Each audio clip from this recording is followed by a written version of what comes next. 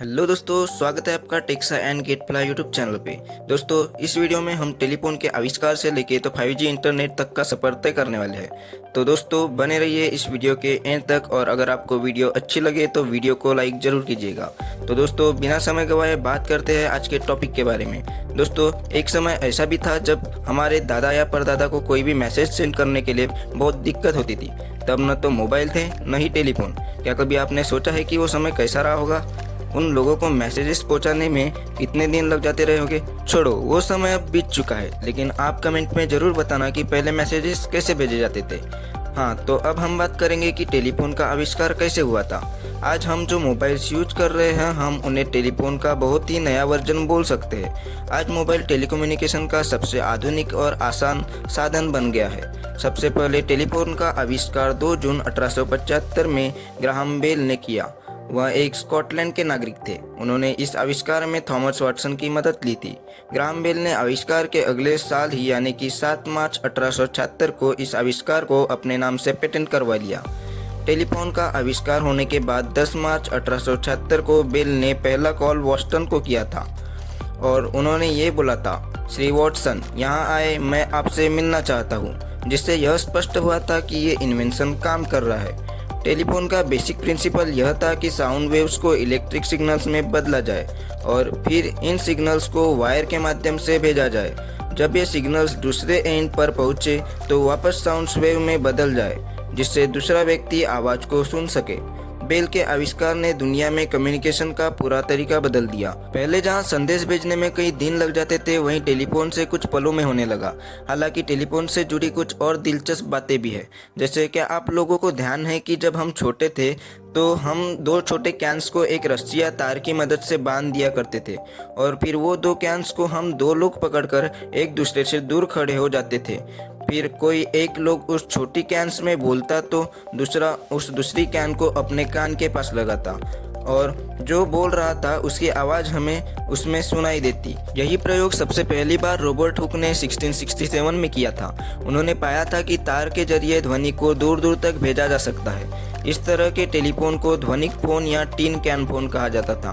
शुरुआती टेलीफोन बहुत बड़े और भारी होते थे और इन्हें ऑपरेट करने के लिए मैनुअल ऑपरेटर की जरूरत होती थी। करीबन 1920 के दशक में वायरलेस संचार की शुरुआत हुई। रेडियो तरंगों का उपयोग करके वायरलेस टेलीफोनी का विकास हुआ। यह तकनीक सबसे पहले सेना और समुद्री संचार में उपयोग की गई।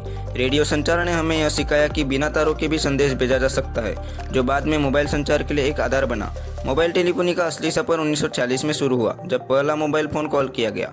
78 साल पहले यानी कि 17 जून 1940 को कारों में लगाए गए 80 पाउंड के टेलीफोन के लिए पहली मोबाइल फोन सेवा प्रदर्शन किया गया था।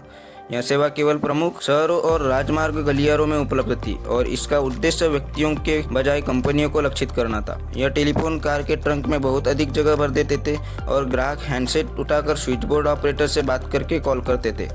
1948 तक इस सेवा के सिर्फ 5000 ग्राहक थे। 1973 में मार्टिन कूपर ने पहला हैंडहेल्ड मोबाइल फ़ोन कॉल किया।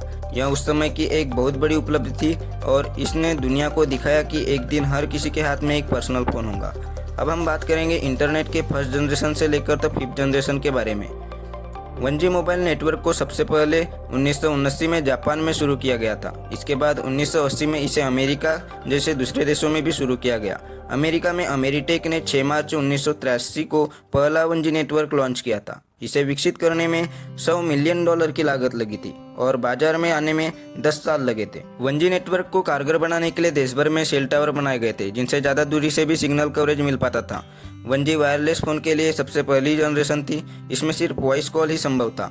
1G एनालॉग सिस्टम पर काम करता था, इसलिए इसकी आवाज़ की क्वालिटी बहुत कम थी। इसमें हाई स्टैटिक नॉइस, बैकग्राउंड में कर्कश आवाज़, रोमिंग का अभाव और इंक्रिप्शन की कमी जैसी बुनियादी समस्याएं थी। 1G नेटवर्क के ऑडियो प्रसारण एनालॉग थे, जबकि 2G नेटवर्क पूरी तरह से डिजिटल थे। 1G तकनीक में एनालॉग सिग्नल का उपयोग किया गया।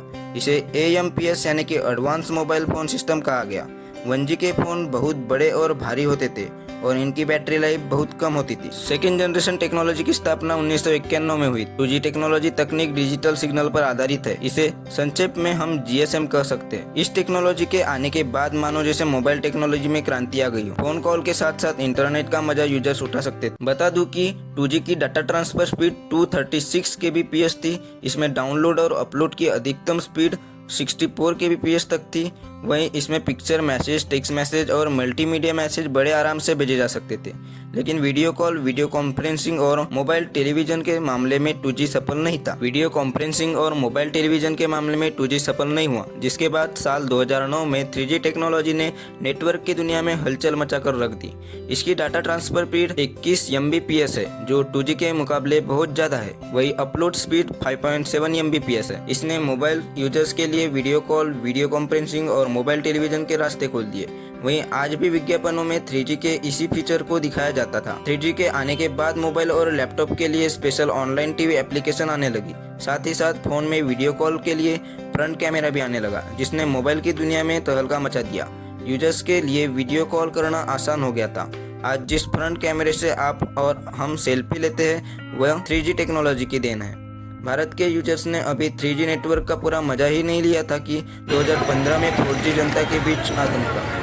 वैसे यह तकनीक 3G के मुकाबले लगभग 5 से 10 गुना तेज है, यानी इसमें इंटरनेट की स्पीड 100 Mbps से 1 Gbps के लगभग है। जैसे जैसे टेक्नोलॉजी एडवांस होती गई, वैसे वैसे स्मार्टफोन में बदलाव आता रहा। 4G आने के बाद स्मार्टफोन पर बिना बफरिंग के टीवी देखना, वीडियो कॉल करना, मूवी, सॉफ्टवेयर, गेम्स डाउनलोड करना चुटकियों का काम हो गया था। जिस तरह आप अपने कंप्यूटर से कोई फाइल कॉपी करते हो, बिल्कुल उसी तरह 4G आने के पहले एक वो समय था जब किसी मूवी को रात को डाउनलोड पर लगाकर सोते थे और सुबह तक सोचते थे कि डाउनलोड हुई होंगी या नहीं।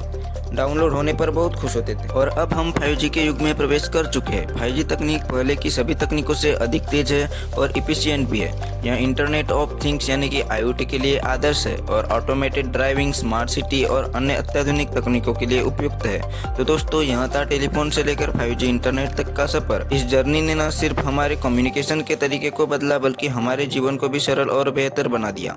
हम आने वाले समय में और भी अत्याधुनिक तकनीकों की उम्मीद कर सकते हैं, जो हमारे जीवन को और भी बेहतर बनाएंगी। दोस्तों, अगर आपको यह वीडियो पसंद आई हो तो इसे लाइक करें, शेयर करें और ऐसी इंफॉर्मेटिव वीडियो के लिए हमारे चैनल को सब्सक्राइब करना न भूलें। धन्यवाद।